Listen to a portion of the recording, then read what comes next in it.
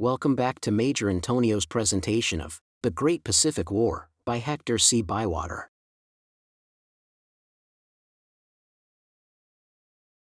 Chapter 15, March to April, 1932. A sensation bordering on panic was caused in Japan by the news of the annihilation of Admiral Karuma's squadron.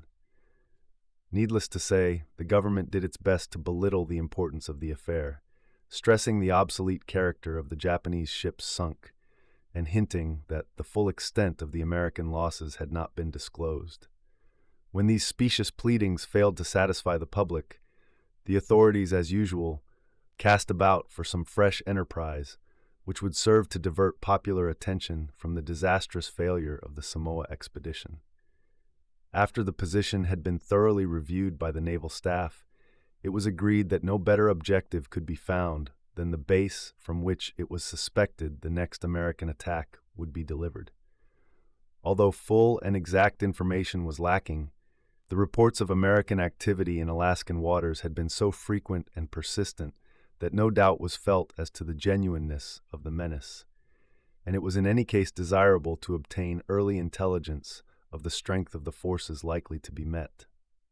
The known presence at Dutch Harbor in the island of Unalaska of an uncertain number of naval units, including, it was believed, some ships of capital importance, focused attention upon that base, which seemed to offer a promising point for attack.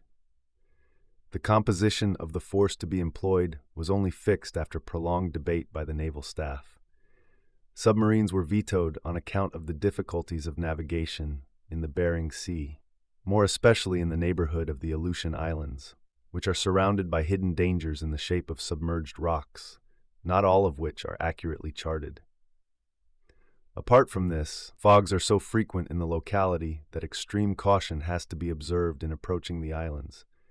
In the absence of precise intelligence as to the American strength, it was deemed advisable to employ vessels of high speed, but there was no intention of risking the most modern units.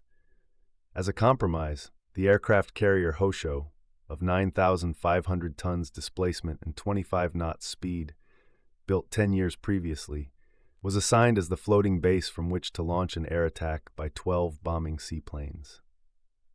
These were to be accompanied by an equal number of combat machines to guard against possible interference from American aircraft. The Hosho was to be escorted by 4 light cruisers, Tama, Kuma, Kiso, and Kitakami, sister ships of 5,500 tons displacement and 33 knot speed, armed with 5.5-inch guns, and a flotilla of 12 34-knot destroyers. The command of the expedition was confided to Vice Admiral Sokushima, whose flag was hoisted in the Hosho. Rear Admiral Uyehara was in charge of the cruiser squadron, and Captain Okarami of the destroyer flotilla. The whole force was assembled at Aminato, a second-class naval station on Aomori Gulf, in the north of the island of Hondo. The departure was fixed for March 30th, and it was calculated that the sheltered anchorage of Kashiwabara at the northeastern end of the Kuriil chain would be reached 48 hours later. But, as so often happens in these stormy latitudes, the squadron met with continuous bad weather and heavy head seas after rounding Cape Eremo, and it soon became plain that the schedule would have to be modified. Accordingly, after the ships had been battling against the mountainous seas for some hours, orders were issued to reduce speed and alter course to the westward, with the object of passing through Kunashiri Kaikyo and gain the lee of the Kuriles. As expected, conditions in the Sea of Okhotsk proved easier than in the Pacific, and progress improved. But the haven at Paramushiru was not made until some hours later than had been designed, as Admiral Sokushima found it necessary on 2 occasions to anchor his squadron in order to regain touch. Even so, this portion of the voyage was an anxious one, as the islands required to be given a wide berth during the hours of darkness, and snow squalls frequently hid the ships from each other's view. 2 days were spent at Paramushiru, waiting for better weather and repairing minor damages, after which a fresh start was made. As the squadron entered the Bering Sea, it ran into a fog bank, which lasted, with occasional clear patches, for the next 2 days. Giving the Komandorsky Islands a clear berth, a course was set to avoid the westernmost of the Kuriles and arrive off Akutan Island. to the northeast of Unalaska about noon on April 6th, this being considered the direction from which the Americans would be least likely to apprehend danger. The misty weather, though it increased the chances of the expedition arriving without being observed, did not lighten the difficulties of navigation and threatened to hamper the seaplanes when they came to deliver their attack. When about 50 miles southwest of the Pribilof Islands, a vessel appeared unexpectedly out of the fog ahead of the squadron. She proved to be the United States Coast Guard cutter Bear, a wooden vessel built as long ago as 1874. Owing to her exceptionally stout construction and general fitness for work in icebound waters, due to her having originally been intended for the whaling trade, she had survived several proposals to scrap her and was still in service on this remote station. She was at once summoned to surrender by the division of 6 destroyers, which formed the vanguard of the squadron, and might well have done so without hesitation, since her armament consisted only of 3 6-pounders. But, true to the traditions of the Coast Guard service, her commander scorned to yield and actually opened fire with his feeble weapons. Disdaining to waste shells on such a puny antagonist, the nearest destroyers used their machine guns to such effect that the guns' crews were almost immediately put out of action, and the Bear was then carried by boarding, the only recorded incident of the kind in the whole of the war. Having captured the Bear, the Japanese admiral determined to make use of her, calculating that her appearance was so well known throughout the Bering Sea that her movements were unlikely to arouse suspicion. She was manned by a prize crew under English-speaking officers, all on deck being directed to wear oilskins over their uniforms. On approaching Akutan Island, the fog, which had so far assisted the expedition by masking its progress, cleared under the influence of a southeast wind, and haste was made to test the engines of the Hosho's seaplanes in readiness for the projected attack. One of the bombing machines in taking off from the Hosho's flight deck smashed her propeller and came down in the water. The other planes were satisfactorily tuned up and left for Unalaska with a rapidly rising wind, accompanied by falling barometer. After an absence of 2 hours, they began to return singly and in 2s and 3s, till 13 were back.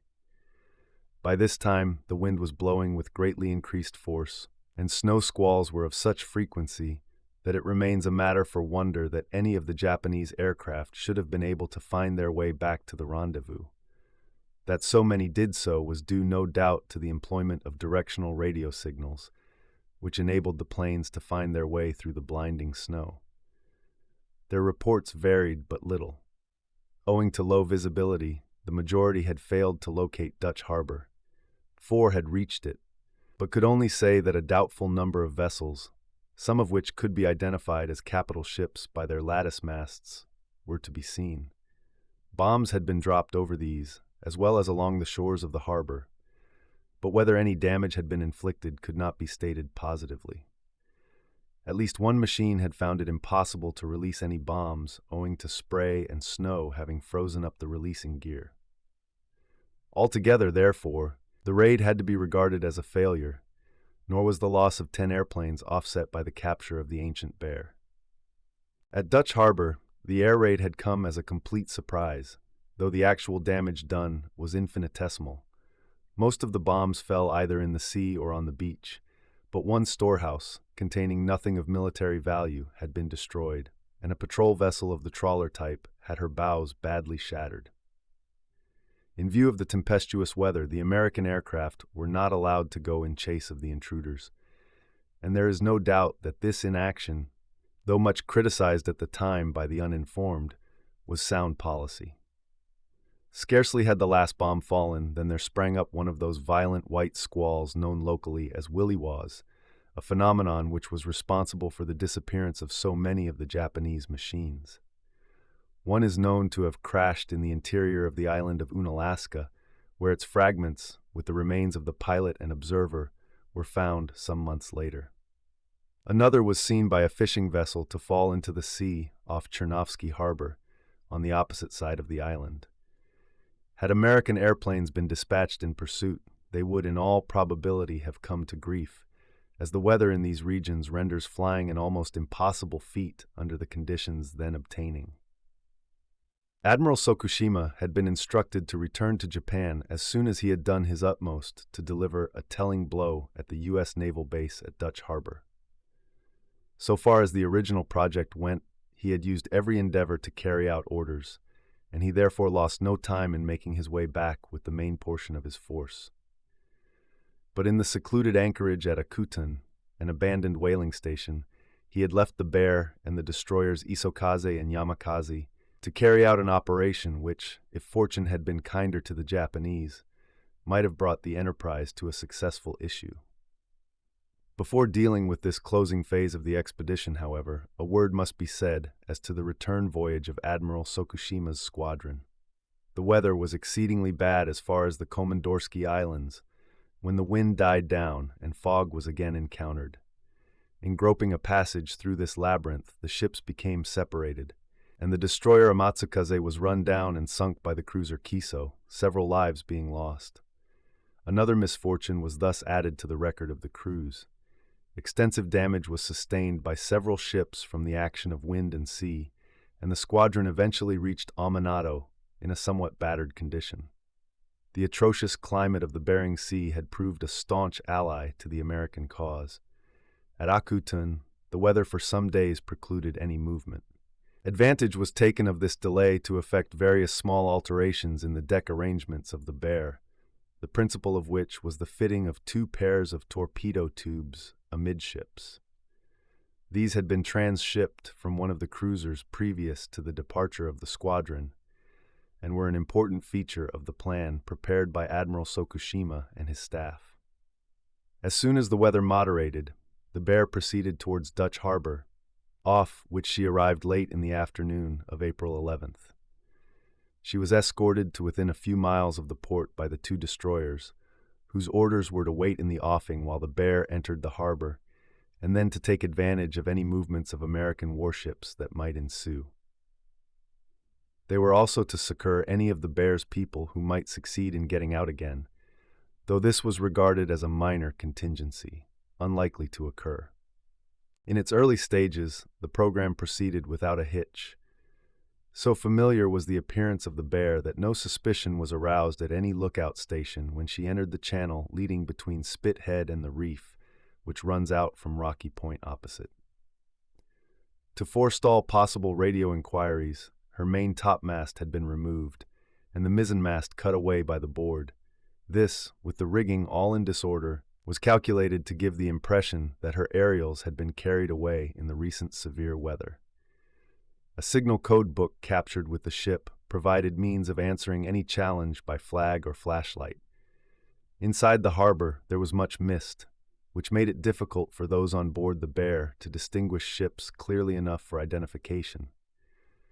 But a crisis was precipitated by the U.S. cruiser Charleston, which was proceeding out of port after being weatherbound for some days. As she was passing the Bear on an opposite course, the officer in command of the latter vessel, Commander Nizuki, gave orders for the 2 torpedo tubes which bore to be fired. Both torpedoes sped home, and the Charleston, badly holed in engine and boiler rooms, began to lose way. In spite of the confusion caused by this utterly unexpected attack from an apparent friend, guns were promptly cleared and a hot fire opened on the Bear, which was hit 2 or 3 times before the mist obscured the range. The torpedoed cruiser appears to have been unable to circulate news of her plight by radio, her dynamos having failed when the engine room was flooded. But the sound of the torpedo explosions and the discharge of the Charleston's guns had given the alarm, and as the Bear continued her course up the harbor, she was challenged by a motor boat patrol. Commander Nizuki, whose mastery of the language, owing to some years spent in the United States as a boy, was well nigh perfect, was quite prepared for this emergency. He explained plausibly that the Bear had been dismasted in a willy-waw, and that he believed the Charleston must have struck a mine and was firing her guns as distress signals. He explained that he had been unable to offer any effective assistance himself, as the Bear had sprung a serious leak which was causing considerable anxiety. Quite deceived, the officer in charge of the motorboat sped the Japanese on their way with sympathy and good wishes. His disgust when he subsequently learned the real facts may be readily imagined. Carefully keeping up the pretense that the Bear was in a semi-sinking condition, Commander Nuzuki proceeded to berth her between two large warships, whose tall lattice masts indicated them to be of importance. But here the luck which had hitherto stood by the Japanese deserted them. To deceive casual observers and possible spies, the U.S. Navy Department had taken over from the shipping board a number of laid-up steamers which were unfit for long voyages, and had carefully disguised them with dummy funnels, lattice masts, wooden turrets, guns, and superstructures, until they closely resembled battleships of the Arkansas, Utah, and New York types. In misty weather the illusion was complete, and Commander Nuzuki felt confident as he trained his tubes on his two neighbors that he was about to deal a smashing blow at American sea power. All 4 torpedoes struck the mark, as they could hardly fail to do, since less than half a cable's length separated the Bear from the make-believe battleships on either side of her. The force of the explosions was so great that it threw the Bear, whose displacement was only 1,700 tons, almost on her beam ends. Although 2 anchors had been dropped, both cables parted under the sudden strain, and the little Coast Guard cutter was flung heavily against the side of one of the dummy dreadnoughts.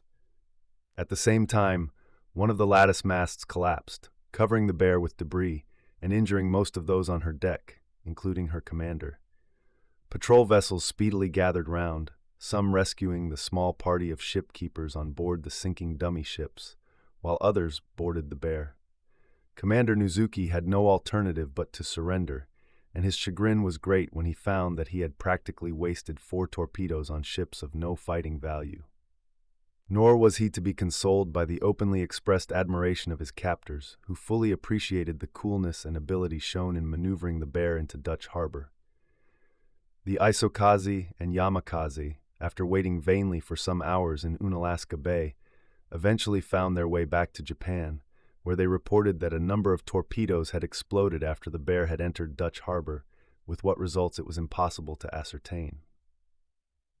The U.S. Navy Department kept all details of the affair secret, beyond a brief official announcement to the effect that the Charleston had been lost while navigating a narrow channel in misty weather, thus suggesting that the casualty was due to accident.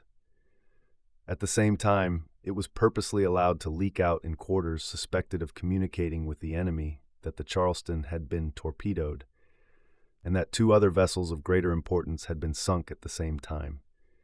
This intelligence, which seemed to tally with the reports of the 2 destroyers, was eagerly accepted as fact by the Imperial Japanese government and embodied in a special communique to the Tokyo press. In recognition of his supposed achievements, Commander Nuzuki was awarded the 3rd class of the Order of the Sacred Treasure and promoted to the rank of captain. These honors he had certainly merited by his endeavors, irrespective of the actual results. From the American point of view, the loss of the Charleston was more than counterbalanced by the misleading impression which was thus conveyed to the enemy. From this date until the end of the war, many in Japan remained firmly convinced that 2 battleships were torpedoed at Dutch harbor, and were readier than before to believe that an attack from the direction of Alaska was to be apprehended. It is interesting to note that the Bear, which in spite of the damage she received was not sunk, still survives as a store ship at Dutch harbor. In the meantime, it must not be imagined that the squadron of fast cruisers under Rear Admiral Appleton had been idle. With the larger force which he had now at his command, this zealous officer proceeded to give effect to the second part of his instructions by preparing an attack upon the important Japanese trade with Australia. For this purpose, the Memphis was detached, with orders to intercept all homeward-bound Japanese ships passing through Torres Straits. At the end of a fortnight, she was relieved by her sister ship, Milwaukee. It was rightly calculated that news of the loss of 1 or 2 ships on this route would be sufficient to cause a panic in Japanese commercial circles and force insurance rates up to an absolutely prohibitive level. The effects would have been even more far-reaching but for a government insurance scheme which had been prepared at Tokyo in anticipation of possible difficulties with the marine insurance market. The joint operations of the Memphis and Milwaukee covered a period slightly exceeding a month during March and April 1932. In this time, they accounted for no fewer than 13 Japanese vessels, including 3 or 4 bound for Australia in ballast. Most of the prizes carried valuable cargoes, such as wool, frozen meat, hides, butter, and grain, besides some lead and copper. It is probable that many more cargoes intended for Japan would have been intercepted, had not Admiral Appleton given directions to his captains to refrain from interference with property covered by neutral flags. His views on this subject were approved by the Operations Bureau, since it was feared that such action might easily generate friction between the United States and countries whose benevolent neutrality was of value. American cruiser activities in Australian waters would certainly have been continued for a longer period had it not been found that the Japanese were diverting the bulk of their trade to neutral bottoms, their own tonnage being still employed on the longer route around the Western Australian coast to Perth, Adelaide, and Melbourne. Owing to its comparative remoteness, this trade was less easy to molest than that passing through Torres Straits. Moreover, by this date, it was desired to assemble all available cruisers for purposes of more direct military importance, for the expedition against Truk was now about to be launched. The only incident worth recording in connection with this brief war on Japanese-Australasian trade was the attempted capture of the Soyo Maru. This vessel, a steamer of some 7,000 tons dead weight belonging to the Nippon Yusen Kaisha, was keeping an inshore course when sighted by the Memphis. She refused to stop when fired on and headed for the group of islands lying off Cape York. The captain of the Memphis, realizing that unless he could stop the Soyo Maru she would escape into Australian territorial waters, directed his gunners to aim at her stern in the hope of crippling the steering gear. The stern post was hit more than once, but the master of the Soyo Maru, resolved to save his ship if he could, maintained his course at a speed approaching 15 knots. The best of which she was capable. The Memphis was doing more than double this, and as she gained upon the chase, the latter was hit more frequently, several casualties being inflicted in addition to structural damage. Finding that her afterpeak was leaking seriously, and that this was affecting her speed, the Japanese captain headed for a patch of shoal water which lay nearly athwart his course, and in a few minutes his ship was stranded on a sandbank about 3 miles from Mulgrave Island. The American cruiser was preparing to approach and enforce surrender when a timely diversion was created by the appearance of the Australian destroyer Tattoo from Thursday Island, attracted by the sound of gunfire. On ascertaining the position of affairs, the commander of the Tattoo informed the American captain that since the shoal lay within territorial waters, the Soyo Maru must be inviolate. Thus, the intrepid master of the Japanese freighter succeeded in saving his ship, though it must have cost a considerable sum to pay for her salvage. In European waters, the trade war assumed a different character. It will be remembered that, owing to the dearth of regular cruisers, for the building of which the Navy Department had so often pleaded in vain before the war, a number of the fastest passenger steamers flying the Stars and Stripes had been armed for service as commerce destroyers. It was decided not to organize them in a single squadron, as first proposed, but that each ship on completion of her equipment should be dispatched to her cruising ground as an independent command, on the understanding that units must be ready to combine for joint action on receipt of instructions to that effect.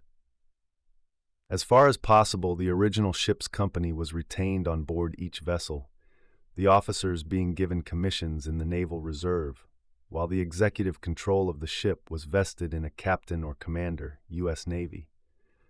Another naval officer was carried in the larger vessels as second in command, while a few skilled gun pointers were distributed among the crews with orders to train their own assistants. The armament usually consisted of 6-inch and 5-inch rapid-fire guns of old pattern, some being more or less worn pieces, which had been removed from warships on replacement. Decks and bulkheads had to be stiffened to withstand the shock of discharge, while magazines and shell hoists were hastily improvised. It was believed that only 2 of the large fleet of Japanese merchantmen engaged in trading between Europe and the Far East had a speed sufficient to stand much chance of escape from the majority of the American auxiliary cruisers. These 2 were the Nagasaki Maru and Shanghai Maru, both owned by the Nippon Yusen Kaisha and built in 1923. Though comparatively small, 5,272 tons gross, they were capable of steaming at 20 knots, a speed which the Leviathan, alone among the American ships, could exceed. Presumably the Japanese government were alive to this circumstance, since it was about this time that the 2 liners in question received an armament of 4 high-powered 6-inch guns and 2 pairs of torpedo tubes. Unfortunately, this fact did not come to the knowledge of the U.S. Naval Intelligence Bureau until too late to be of any value. The American auxiliary cruisers Mount Vernon, George Washington, President Madison, and President Pierce had orders to patrol the area between the Canary Islands and the coast of Norway, while the Leviathan was stationed in the neighborhood of Brest as linking ship. This latter vessel served also as a transmitting station, through which the other cruisers were kept informed of all the known movements of enemy shipping. The cruising ground of each ship was modified from time to time in accordance with the requirements of the situation. But as a general rule, the Mount Vernon and George Washington patrolled respectively to the north and south of the Straits of Gibraltar, the President Madison and President Pierce looking after the area north of the English Channel. The remaining 3 ships, President Cleveland, President Jefferson, and President Taft, were not ready for sea until some time after the others. When commissioned, they were formed into a squadron and dispatched to the Mediterranean, where in consequence of their activities, Japanese tonnage soon ceased to pass through the Suez Canal. As soon as the American cruisers had snapped up all the enemy vessels they could find in the Mediterranean, they proceeded to the Red Sea, but without accomplishing much beyond showing the flag there, as their orders forbade them to go beyond Perim. These operations gravely embarrassed the Japanese, who were threatened with the complete stoppage of their supplies from Europe, except in so far as neutral tonnage could be employed for the purpose. Here again, American influence made itself felt by competing for the chartering of all suitable vessels as they came into the market, much to the satisfaction of neutral ship owners, who saw rates steadily rising with no apparent limit. Underwriters also benefited, as increasing rates of premium could be demanded for the insurance of these vessels against war risks. This concludes today's reading of The Great Pacific War by Hector Bywater, presented by Major Intonio. Join us also tomorrow for the next chapter, or download the complete audiobook from our webshop at www.payhip.com/Antonio. Thank you for listening, and so long.